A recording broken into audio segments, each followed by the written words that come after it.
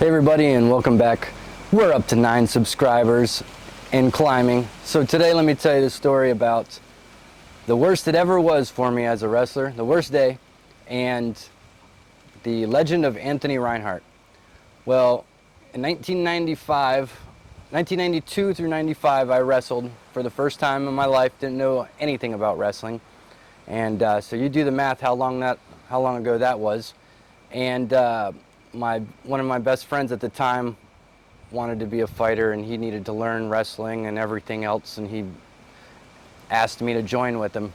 So I joined, and I lasted 3 years. And after 3 years, my coach moved to the other side of town, and he got a job at another high school, across town. Well, I looked him up for the first time in 30 years. Turns out he's still there. So I thought, well, before he retires, I want to go talk to him. So I looked up their schedule and I showed up, and sure enough, there he was, out there coaching still, and brought back so many memories of wrestling, and all the, the noises and the auditorium and the gyms, people yelling, and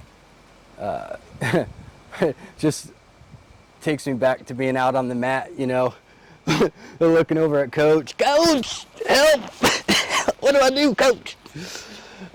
Anyway, many memories like that. So I waited till I got there a couple minutes into the match. So I waited till the match was over, and I got to talk to him. And he didn't recognize me, obviously, because it's 30 years ago, and I look substantially different. And quite frankly, he didn't remember me specifically, and I really can't blame him, because I was not really the most memorable teenager. I was pretty shy, and just nervous overall, probably.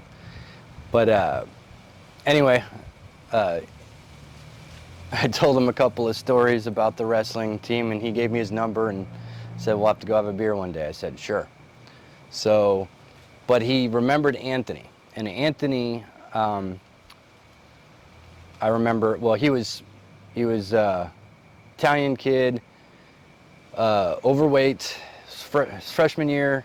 He took a lot of abuse from the wrestlers. He went 1-23 maybe.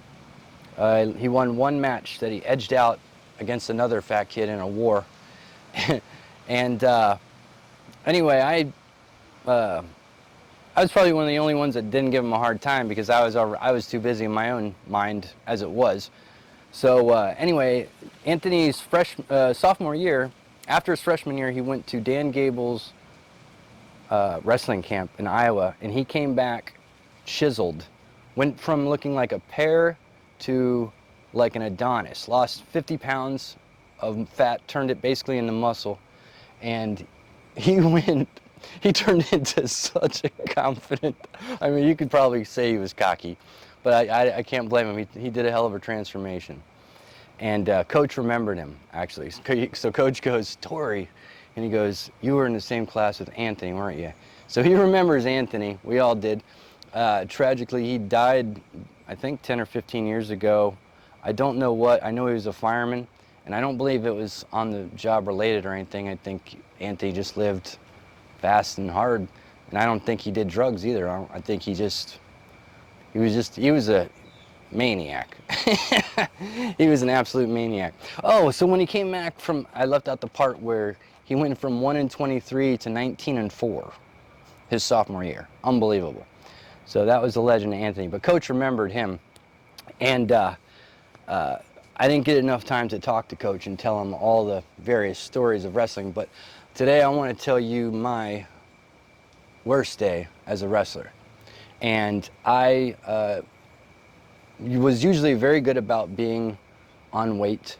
And this particular time I was, I think it was about 4 or 5 pounds overweight the day of the wrestling match. And I told one of my friends, oh, now I'm overweight. And he says, oh, the wrestlers are going to kill you, if you don't make weight. So I run down to the high school, so after school I had gone home to grab a snack, which I shouldn't have. I just actually made it worse. So then I had to go back to the school, and we had about an hour till the bus got there, and I put on about 4 or 5 layers of sweatshirts and sweatpants with a couple layers of garbage bags layered in between. And I ran 2 miles, ran into the weight room, weighed myself, I only lost a pound. Put it all back on, ran 2 more miles, came back in, took it all back off, only lost a pound. Went back out there, ran another mile. One of the wrestlers came out and got me and said, it's time to go. We got to get on the bus. So on the bus ride over, I know I'm still at least 1.5 pounds overweight. So disgustingly, I filled up a biggie cup with, I put a bunch of gum in my mouth, and I actually filled up a biggie cup with spit on the way over. Disgusting, I know. Then when we got there, all the other wrestlers weighed in, and I ran around in a circle for about 40 minutes with my 7 layers on still. And coach finally, one of the wrestlers comes and gets me and says, it's the last second, you have to go weigh in now. So I went and weighed in, I was the very last one, and it was the only time ever that I had to strip butt naked to make weight. And I, in fact, did not make weight. I was like, it was just that much over the line. But the other coach knew that I was wrestling his stud, his team captain, so he said that's fine. He didn't care. So I went through all that to be allowed to wrestle, and I still remember the match because coach says, whatever you do, don't let this guy grab a hold of you. You know, he's strong. And I'm sure it was from the 8 miles I just ran in the 7 layers of garbage bags, but I was so delusional. Those words went right through me. I went out there and grabbed, and we locked up, and he hip tossed me, threw me on my back, and pinned me in 30 seconds. So I went through all of that to get my ass whooped in 30 seconds by their team captain. So that was my worst day. My second worst day was when I had to wrestle a girl, but I'll tell that story for another day. So until then, God bless you, take care, and we're up to 9 subscribers. See ya.